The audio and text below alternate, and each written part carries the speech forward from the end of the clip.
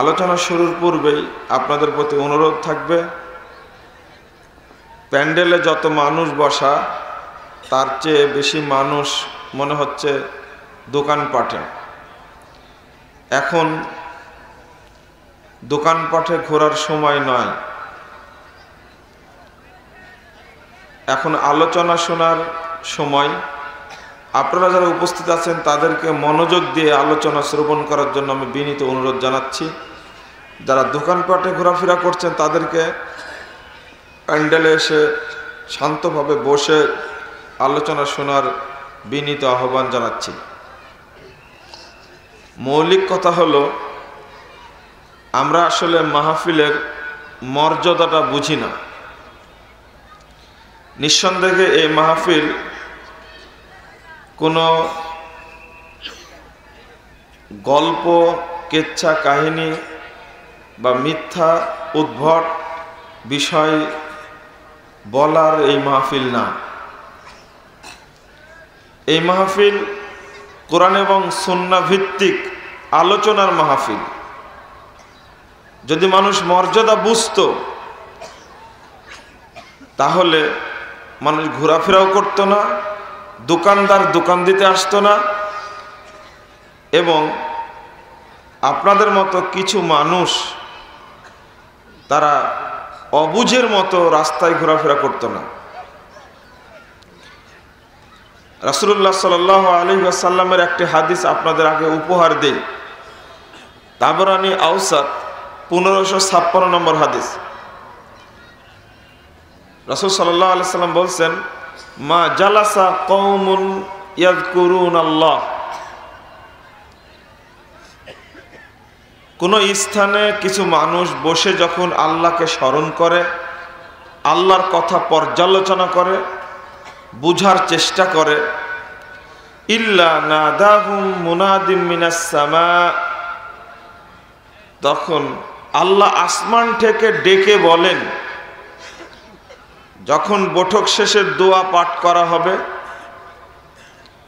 যখন বৈঠক শেষের দোয়া পাঠ করা হবে, তখন আল্লাহ ডেকে বলবেন আপনাদেরকে, কি বলবেন? কুমু মাগফুরাল লাকুম, তোমরা এখন চলে যাও, তোমাদের সবাইকে ক্ষমা করে দেওয়া হয়েছে। কত বড় ফজিলত! ক্ষমা করার মালিক কে? আল্লাহই যদি ঘোষণা করেন তাহলে আর কোনো পাপ থাকতে পারে? আর কোনো পাপ থাকার প্রশ্ন আসে না। শুধু তাই বলেন, তিনি আর একটি সুসংবাদ আমাদেরকে শোনাবেন, সেটা হলো ওয়াবুদ্দিলাত সাইয়্যাতুকুম হাসানাত, তোমরা জীবনে যত পাপ করেছিলে বিগত জীবনের সমস্ত পাপকে নেকিতে পরিবর্তন করে দেওয়া হয়েছে।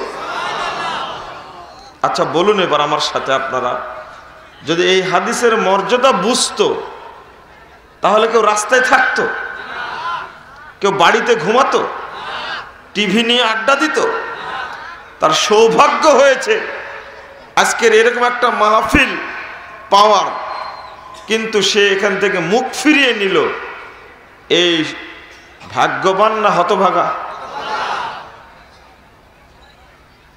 কাল কিয়ামতের মাঠে আপনার আমার মনে পড়বে যে আসলে নেকির কাজকে আমি এত কেন ছোট মনে করেছি, নেকির কাজকে কেন ছোট মনে করতে গেলাম।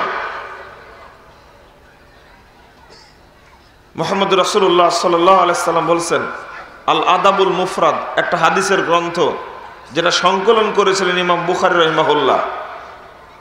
এই হাদিস গ্রন্থের 593 নম্বর হাদিস এসেছে, মান তুকুব্বিলাত লাহু হাসানা, যার একটা নেকি কবুল করা হবে, কিয়ামতের দিন যার একটা নেকি কবুল করা হবে, দাখালাল জান্নাহ, একটা নেকি নিয়েই জান্নাতে প্রবেশ করবে।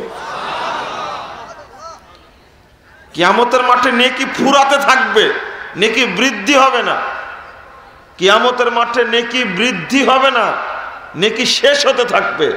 কাকে গালি দিয়েছেন, কাকে চড় মেরেছেন, কাকে হত্যা করেছেন, কাকে কারো গীবত করেছেন, ও এসে এসে আপনার কাছ থেকে নেকি নিয়ে চলে যাবে। মুহাম্মদ সাল্লাল্লাহু আলাইহি ওয়াসাল্লাম বলছেন, মান কানাত লাহু হাসানা, তাবারানী কাবির 198 নম্বর হাদিস, মান কানাত লাহু হাসানা, যার একটা নেকি কবুল করা হবে, একটা নেকি অবশিষ্ট থাকবে, দাখালাল জান্নাহ, ওই ব্যক্তি এক নেকি নিয়েই জান্নাতে চলে যাবে। এক নেকির দাম আপনি আজকে বুঝলেন না, বুঝবেন কিয়ামতের মাঠে। বন্ধুরা আমার, আমি আপনাদের প্রতি অনুরোধ জানাই, এই দুইটা হাদিস কখনো ভুলবেন না। মসজিদে হোক বা কোনো স্থানে হোক বা জালসাতে হোক, সম্মেলনে হোক, যখন কিছু মানুষ ঐক্যবদ্ধ হয়ে এক জায়গায় বসবে দ্বীনি আলোচনা শোনার জন্য, যতই ব্যস্ততা থাক সেখানে অংশগ্রহণ করার চেষ্টা করবেন। সাথে আর একটা শর্ত করে দিলাম আপনাদেরকে, সে শর্তটা হলো আলোচনা শুনবেন মনোযোগের সাথে, অবহেলা করে আলোচনা শুনবেন না, মনোযোগ দিয়ে আলোচনা শুনবেন। আর মনোযোগের, যেহেতু আজকে আলোচনা ঈমানের উপরে করতে হবে, আমি আপনাদের এই বিষয়টা বোঝানোর চেষ্টা করব ইনশাআল্লাহ। তবে স্পেশালি একটা হাদিস এখানে আপনাদের উপহার দেই। মুহাম্মদ রাসূলুল্লাহ সাল্লাল্লাহু আলাইহি ওয়াসাল্লাম বলছেন, মুস্তাদরাক আলা সাহিহাইন একটা গ্রন্থের নাম, ইমাম হাকিম গ্রন্থটা সংকলন করেছেন। 1817 নম্বর হাদিসে রাসূল সাল্লাল্লাহু আলাইহি ওয়াসাল্লাম বলছেন, ইন্নাল্লাহা লা ইয়াকবালু দুআ মিন কলবিন গাফিলিন লাহিন আবাদা, নিশ্চয় আল্লাহ অমনোযোগী, উদাসীন, অবহেলাপূর্ণ অন্তরের কোনো দোয়া, কোনো ইবাদত আল্লাহ কখনোই কবুল করেন না। কি বুঝলেন এবার? নেকির ফজিলত পাবেন সে আশায় এসেছেন, কিন্তু আপনি সেই ফজিলতটা পাচ্ছেন না, পেলেন না। মৌলিক কারণ আপনি মনোযোগী না, আলোচনার প্রতি আপনার মনোযোগ নেই। এটা আল্লাহ শর্ত করছেন, মনোযোগ দিয়ে যদি কেউ ইবাদত করে আল্লাহর নিকটে সেই ইবাদত কবুল হবে। এটা আমার প্রাথমিক কথা। প্রত্যেকটি জায়গাতেই মনোযোগ শব্দটি উল্লেখ করা হয়েছে। সহিহ মুসলিমে একটা হাদিস বর্ণিত হয়েছে, ছেলে হয়েছে তোমার, সহিহ মুসলিমে একটা হাদিস বর্ণিত হয়েছে 122 পৃষ্ঠা প্রথম খণ্ডের। দেখেন মনোযোগ যে শর্ত যে কোনো কাজে, এই হাদিসটা তোর প্রমাণ।